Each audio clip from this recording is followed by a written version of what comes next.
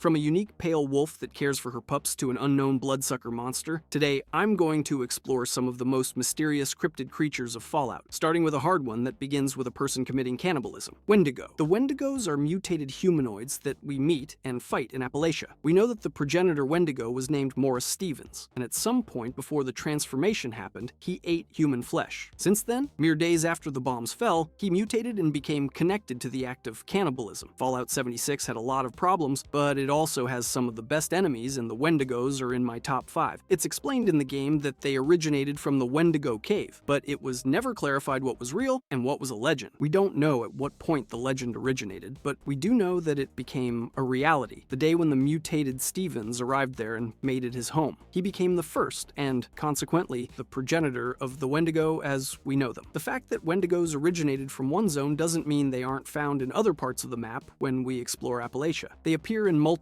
zones, as their numbers are enormous at this point, but talking about their origins is still a bit tricky. Only a handful of them can be traced to a human, or a named human to be more precise. Each person had unique circumstances, so it's hard to point out everything, but a constant can still be identified in every one of the cases. The consumption of human flesh prior to the transformation is the same thing that most people, myself included, believe had a huge impact on what caused the progenitor Wendigo to appear. Another question arises. This can be dismissed as a canon discrepancy, or perhaps they simply didn't have the idea yet, but nowhere outside of Appalachia do Wendigos exist, and this is not explained anywhere. For example, why weren't they common during the period before the Great War or in other zones like the Commonwealth or the Capital Wasteland? Obviously, if we try to stick to a logical in-game reason, it could be that the introduction of nuclear radiation was the catalyst for the mutation. Earl Williams, for example, was a cannibal locked in the Monongah mine by Hornwright Industries in 2076. Yes, this was before the bombs dropped. We don't know when the transformation happened, but it did happen. Details arise every now and then about this transformation. For example, many of the cases involved mental degeneration before transforming, but whether this is a requirement for the mutation remains unknown. In some of the latest updates, we can see that Wendigos can be found among the populace of feral ghouls. They could have mutated alongside them or simply work as a team, but whatever the reason, in Vault 79, for example, and other various zones, you can meet both, and they don't display hostility toward one another. Strange, but that's the way it works. Maybe they are a subtype of ghoul, but who knows? Maybe in the future we can learn more about them. Now, talking about creatures in Appalachia, another dangerous one exists and is unique: the Beast of Beckley. From the moment you learn a bit about her, you know that she is a dangerous wolf with a notorious reputation even before the Great War. Later, you discover that she is a subclass of wolf that is albino, with their den localized in Appalachia, which is part of a quest to find her. Commonly described as a pale monster seen near Beckley, the beast triggers Janelle Priblo to try to trap it, but the outcome? Well, another person showed up to help Janelle, but Raymond Priblo was killed by the beast. This triggered a sort of revenge quest between the beast and Janelle, who ultimately died trying to get out of the zone to assemble a hunting party, effectively showing how dangerous the creature is. From there, you enter the scene. Having explored the ash heap and investigated Janelle's camp, you can find some blood splatters. Follow the trails, and you will get some clues. This is the start of Unsolved Death and Taxidermy, a side quest about hunting this unique beast. Reading every note that involves the camp will make the Beast of Beckley appear on a small hill nearby. She will be marked as a legendary level albino wolf with some pups that defend her. Once you kill the beast, the quest is finished, and so many people are avenged. Also, it is one of the mysteries required to find the fabled sheep squatch. And following that idea, what is the sheep squatch? The sheep squatch? Oh boy, a myth that was an obsession for so many. For starters, this is one cryptid stalking the Appalachian Mountains that is not common but really famous. Many cryptid hunters were obsessed with finding one. For example, Calvin Van Lowe, a man who devoted his life to hunting at least one down. This is one of the species that was a myth from way before the Great War, but the knowledge was limited and not widespread. Only a few chosen ones were lucky or unlucky enough to know about them after the Great War. The sheep squatch took many lives, from students to experienced hunters and others, many others. This alone created a type of story that is shared in a bonfire on the cold night. Some of them talked about its size, horrendous factions, how dangerous it was, and all the experiences that you can feel being near it, or even worse, fighting it. And also, we cannot forget the classic human curiosity. One of the most asked questions was basically all about the speculation of its origins. Now, talking about the enemy, it is always a legendary one-star enemy, so its strength matches the reputation of a highly dangerous creature. The movements are nothing that a vault dweller cannot handle, and with a bit of experience you will beat it fairly easily, but it is still never a fight to take for granted, so be careful outside. Also, a unique detail about it is that in certain encounters, it will emerge from underground and howl, similar to the Deathclaws on Deathclaw Island. They cannot be permanently crippled. If you take out both legs, it will fall down for a few seconds and stand up again as normal. The fight itself is not impossible, but hard, so it's an interesting experience, to say the least. According to the in-game lore, it's not clear if they are one or multiple. Sometimes they are referred to as just one creature, and other times as a whole race. But it's worth noting that if they are legendary, the encounters are far from random, ignoring, obviously, the encounters through events, as they are guaranteed. Now we get a bit more sinister than the cryptid side, so smile a bit, would you? Smiling Man. Let's be honest here. The first time I found this dude, it scared me so badly. I didn't expect this type of sinister person, if you could call it that. This entity, person, or whatever,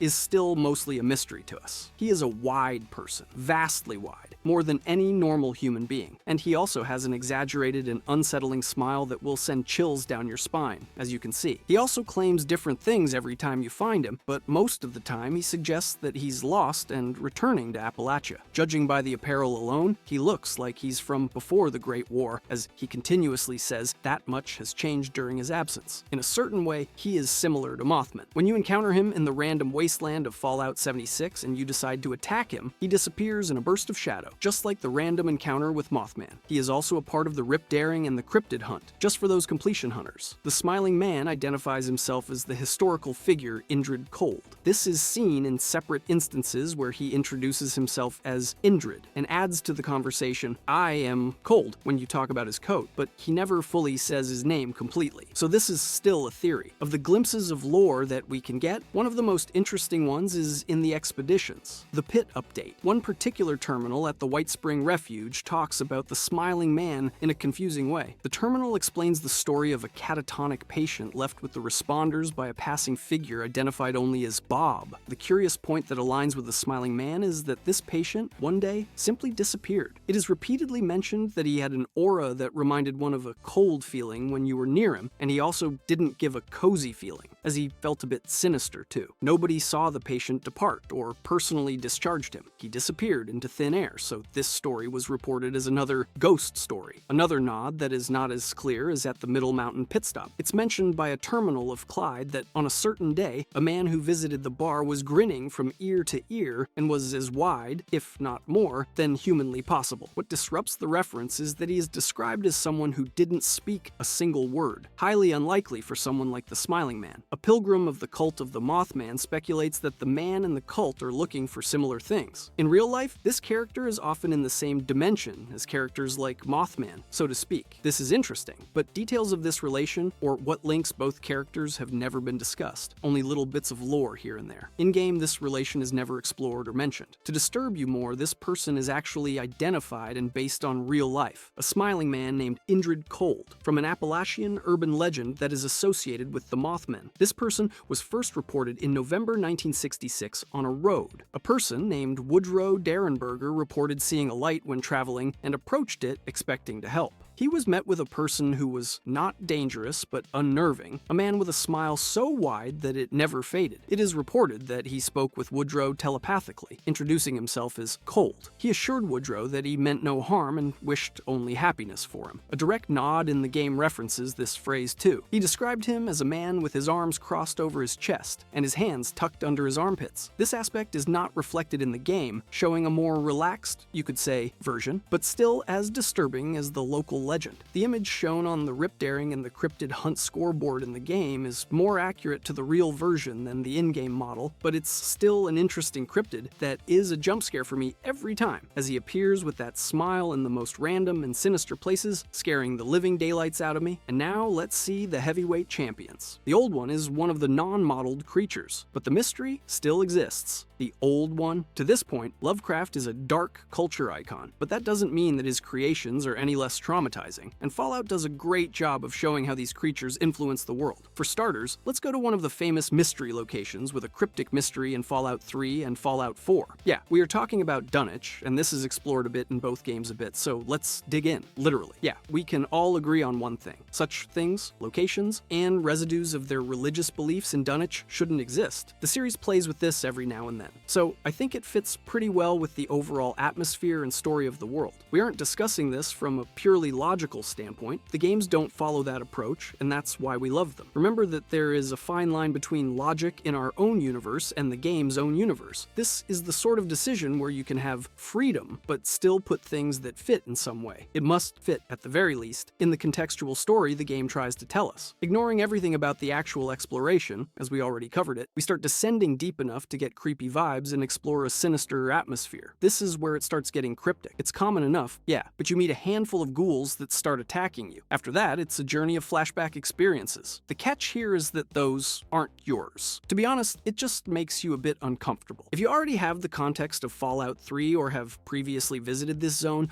I highly recommend revisiting it. You will see things under a new light. When you push through, then you meet the old one altars. This thing, if you could name it that way, is an altar with multiple nodes on the walls and stone pillars. Even if you can see the husk of one of the cultists performing rituals around an altar or body of water, continue a bit more and start diving. The journey is not over. Here lies a massive underground temple. Yeah, if you remember Fallout 3, they were looking for something similar. Who knows if this is the one? Curiously enough, if you start looking around in this place, you can conclude that in this altar, they kind of worship the bombs. And they also have a face carved into stone and a dagger. To be honest, I think the bombs were kind of random, put there for whatever reason, or maybe to throw pursuers off, but that is only speculation. This dagger isn't just any special weapon. It's a unique one, and it's named Kremva's Tooth, a sacrificial blade that does poison damage. Its existence alone tells a story. You know what that means. Sacrificial altars and a weapon exist? It shouldn't be, but it is. A cult doing rituals, and now the most important instrument is in your hands. The game itself doesn't even try to explain more than that, but I'm following the concept and analyzing the flashbacks a bit. Now, the people surrounding the water were worshippers of a god that was down there and commonly referred to as the Old One. We don't have much information about the particular altars or what they do. Another strange thing that creeps in a lot is that if you decide to continue and dive into the last part of this section, remember that this was an underground, forgotten part for many years. You can see a statue of an eye at the bottom of the water. This is a strong reference to any eldritch god that sleeps down here, as the legends say, and the book makes everything 10 times worse. As I explained, this follows a fine line between literature and a world built for Fallout, and it pairs well. Here lies a bit of that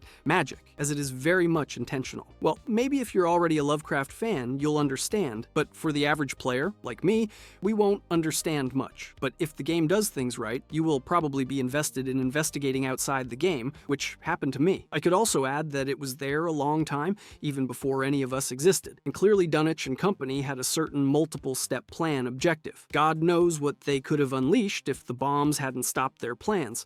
This is more a theory on my part than any real information out there, but it's presumably true that those ghouls that attacked you were turned by the influence of those malevolent gods. As you probably know, these gods see humans as mere ants or less. They don't look over us twice, so to speak, and yeah, if you worship them, that doesn't make a difference anyway. Well, I have to be fair about them. They aren't exactly malevolent, but they simply don't care about their worshippers or humanity itself. A piece of evidence that I can share is that in a previous game, Fallout 3 to be precise, you explore another instance of this type of creature. Exploring a bit, you can get to a DLC location, the Dunwich building. Here you can get a recording of people turning into ghouls without much of an explanation, but having a bit of knowledge about what they were looking for, it's pretty much clear that the influence of these gods is greater than the human mind can comprehend. I have to clarify that gameplay-wise, they function as any other ghoul, but we talked about it, so why not finish the whole idea of both games? Ugqualtoth. This storyline is a bit strange. It all sort of begins in Fallout 3, and to this day is still only connected to Fallout 4. Yeah, separated by a whole generation of games, but still, both locations reference the Blackhall family. This is a fact that we know after exploring the building, but it's never clear in Fallout 4. You must link the facts and reach the conclusion. Okay, but before entering the Dunwich Borers building, we must talk about the whole region of Point Lookout. It's a rumor, but in general terms,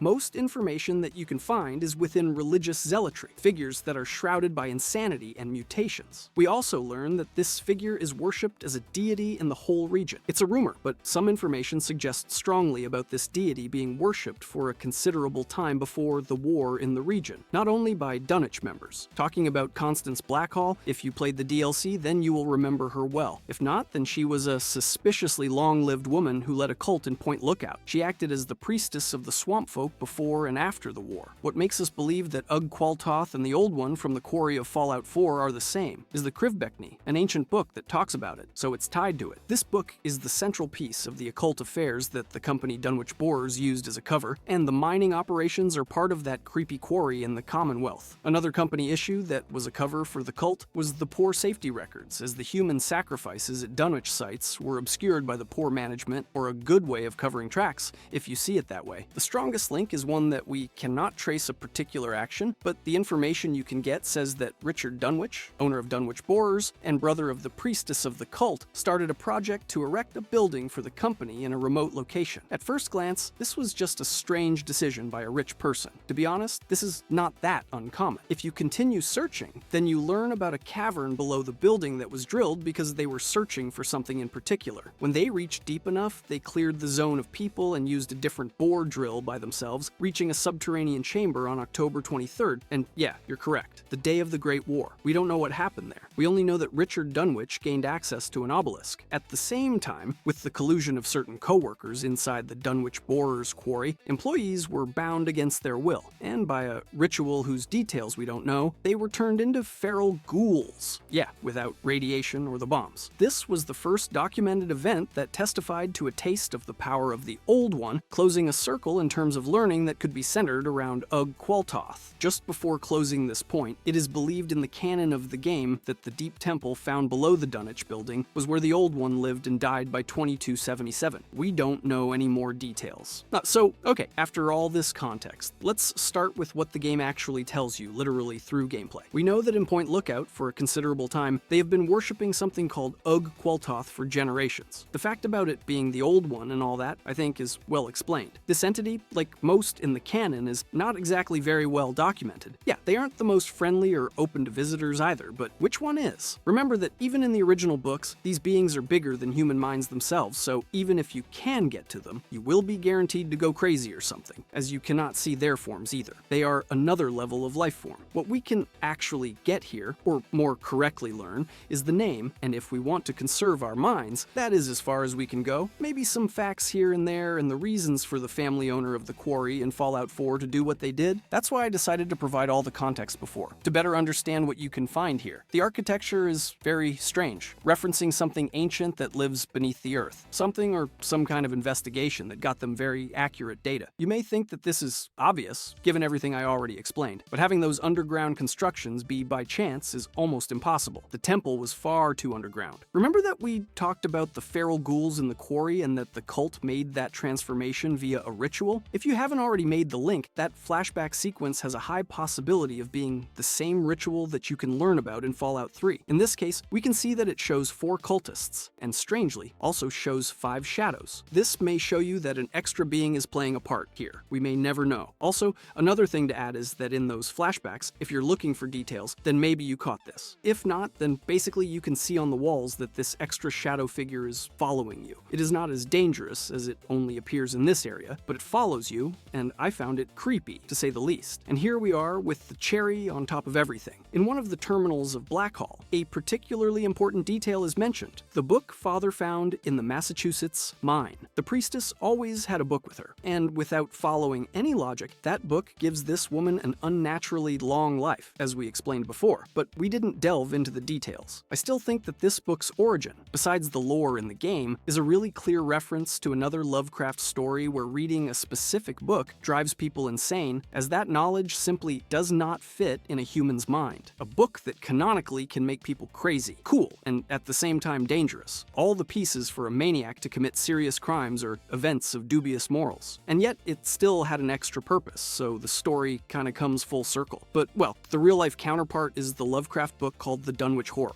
Even the name is a reference. A cool detail, right? This story ends with the cult dying, and this also means that the Old One died in the same place where it appeared, in the tomb that started everything. Everything started with the Krivbekny ritualists, presumably a group of the swamp folk. As we already knew that Blackhall led them, Constance had a really big obsession with the occult, and used her inherited wealth to get a hold of artifacts like the book. This book was the pinnacle of the cult, and she, as the priestess, gained enough power to maintain a cult for years. But the end happened at some point when the book was stolen. This is general knowledge in the region, and is a local legend at the point that you get this info shared with you. Constance, the head of the cult, had the Krivbekny stolen and died without it. We don't know precise details, but the structure of the cult fell apart. The legacy lives in the inhabitants, but it never got strong enough for the cult to reappear. This story kind of continues with Obadiah Blackhall, Constance's last remaining descendant, who wants to resume the occult studies. But it's up to the lone wanderer to follow that quest, and to this day, we don't have the continuation of this character. Speaking of legends, has anybody told you the story of the Chupacabras? Chupacabras? This one is a bit of a scam, appearing in Fallout New Vegas in a strange but cool mini-quest around the town of Novak. The premise is simple. In the game, everyone knows about the legendary creature of Puerto Rican origin, and No Bark Noonan explains to you that the Chupacabras are killing and have killed several Brahmin around the town, so you can decide to help. If you wait around for enough time and prepare an ambush, you will find your monster, and it's actually a Nightkin. Yeah, a bummer, but still, a Nightkin is not a normal enemy. It's cool in its own way, just in case you don't know. A Nightkin is a super mutant in the elite class. It was created by the Master at Mariposa Military Base as part of a team in a clan named Unity, basically the Master's own military team. It's a transformation of unambiguous honor, but at the same time, they were provided with the finest equipment that the Unity could muster. Talking about this case, Stealth Boys. Fits with the context and paired with the lore, it explains, well, why he used that approach. Remember that in Fallout 1, the Unity was destroyed. Also, we have to add that the remnants of the Unity are traumatized by the events of the first game, where the Vault Dweller assassinates their master, so at that point, they decided to rely more on their stealth gear. In this case, one of them killed the Brahmin with the use of Stealth Boys. So, no aliens here, folks. This clan has so much story, but it is a topic for another video. And those were some of Fallout's biggest cryptid mysteries. If you want to see everything wrong with Fallout Anniversary, click the video on the screen.